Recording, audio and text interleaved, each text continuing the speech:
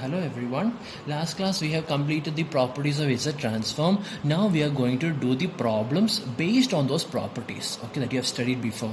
So before you are going to solve these problems, I want you all to first revise each and every properties that you have studied before, especially this time shifting property, time reversal property, time scaling property, and these kinds of properties are what's more important. And also I want you all to study the Z transform of the basic signals, of all the basic signals like u of n, del of n, sine omega n, cos omega n. You need to study each and every Z transform of all these basic signals, okay? Because if you study the properties and if you study these formulas, then each of these problems will become very easy for you to do, okay?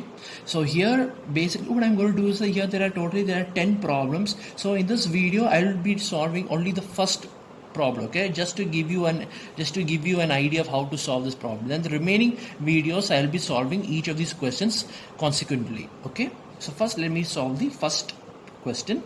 That is, here the question is x of n is equal to u of minus n, right? X of n is equal to u of minus n. So how do we solve each of these questions is that first there are two things you need to understand. First, you need to understand which formula you are going to apply. Which formula, which basic signal. So here it is written x of n is equal to u of minus n. So which means I'm going to apply the Z transform of u of n. We know the Z transform of u of n, right? That is 1 by 1 minus Z inverse, or this is also equal to Z by Z minus 1, right? You can also write the ROC also, magnitude of Z is greater than 1. Okay, so this is the basic formula. So now after understanding which formula you need to apply, now you need to understand which property you are going to apply. So here the question is x of n is equal to u of minus n. So which means the property you are going to apply is the time reversal property. So you should mention the time reversal property, which is the Z transform of x of minus n is nothing but x of Z inverse. X of Z inverse. So in that case I can say that the Z transform of u of minus n is nothing but x of Z inverse, means it's a function of Z inverse.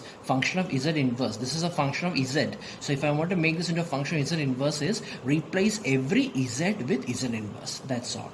So your answer is Z inverse by Z inverse minus 1, right? Or in other words, this is nothing but 1 by Z by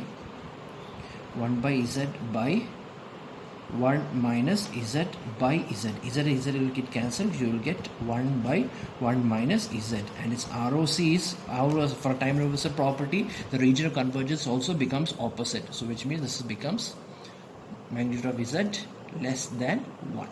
See, so this is how we solve.